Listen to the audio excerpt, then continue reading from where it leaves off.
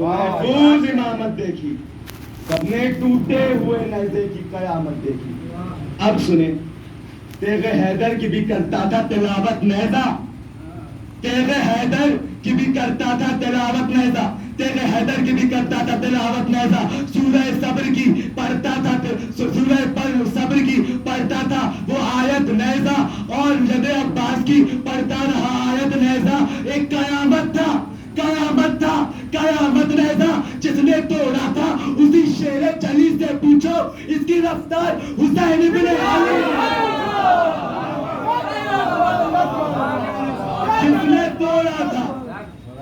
اسی شیر چلی سے پوچھو اس کی رفتار حسین ابن علی سے پوچھو. اب عزیزان گرامی ٹھہرے یہاں پہ. ایک اس بن میں ایک ورڈ آئے گا، ایک لفظ آئے گا جس کا نام ہے رجعت. اب رجعت کہتے کسے ہیں؟ رجعت وہ دن ہے جس دن خدا جنت اور دوزخ کو تقسیم کرے گا. جس دن جنت اور دوزخ کا بٹوارا ہوگا، آپ کا یہ نام ہے اعمال سامنے ہوں گے اور ایک طرف جنت ہوگی، ایک طرف دوزخ ہوگی. اب سنیں عزیزان گرامی، نیزہ ہے کیا؟ نیزہ صبح عاشور تھا زینب کا بھروسہ نیزہ، صبح عاشور تھا زینب کا بھروسہ نیزہ، اور اہل حرم کا تھا وسیلہ نیزہ. کیا بتاؤں میں تمہیں کیا ہے جری کا نیزہ، کیا بتاؤں میں تمہیں کیا ہے جری کا نیزہ. کیا بتاؤں میں تمہیں کیا ہے جری کا نیزہ، کیا بتاؤں میں تمہیں کیا ہے جری کا نیزہ.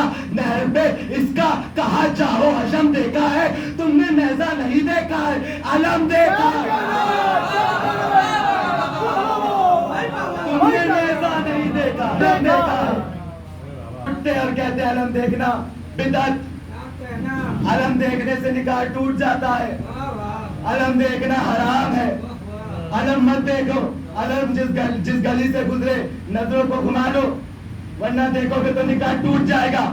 ایک جملہ اور آپ ہی انصاف کریے کہ علم دیکھنا کیا ہے. اب عزیزان گرامی، وہ لوگ جو علم دیکھنے کو بدعت کہتے ہیں اور کہتے ہیں کہ علم دیکھنے سے نکاح ٹوٹ جاتا ہے، تو میں کہوں گا علم دیکھنے سے ان لوگوں کا ہی نکاح ٹوٹتا ہے جسے ابو سفیان کے مولوی نے پڑھایا ہو، جس نکاح کو ابو سفیان کے مولوی نے پڑھایا ہو.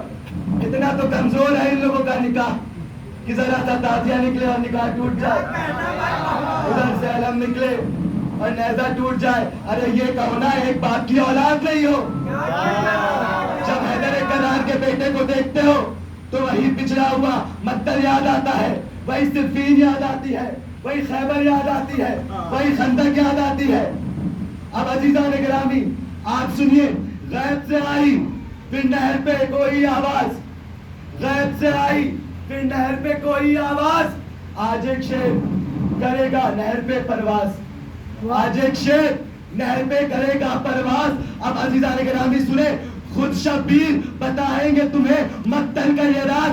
رخ لبے دریا سے ہواؤں کا موڑا کیوں تھا، میں نے خود نیزہ عباس کو توڑا کیوں تھا. اب جتنی دیر کی آپ نے محنت کیا اس بین کے لیے، اس بن کے لیے محنت کیا آپ نے. اب سنیے گا، اگر زہرا کے چاہنے والے ہوں گے تو دل خوش ہو جائے گا، بیٹھیں گے نہیں. اس عزیزان گرامی جس شاعر نے یہ نیزہ کہا ہے اس کا ماننا ہے اور میرا بھی ماننا ہے کہ اس بینڈ پر اگر کھڑے ہو کے بھی داد دی جائے تب بھی اس بینڈ کا حق ادا نہیں ہو سکتا. اب سنیے یہ بینڈ ہے کیا. سامنے غصب زمینوں میں پڑے ہیں قاتل،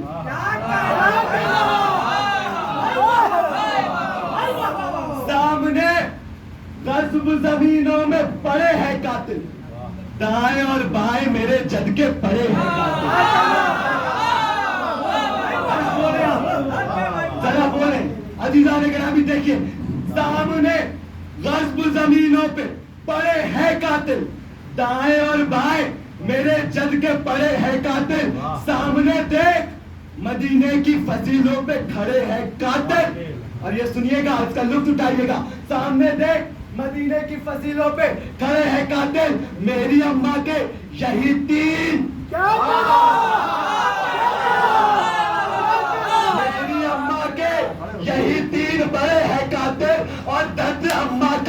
کچھ اس طرح مٹاؤ عباس، پسلیوں میں بھی کوئی نیزہ چھپاؤ.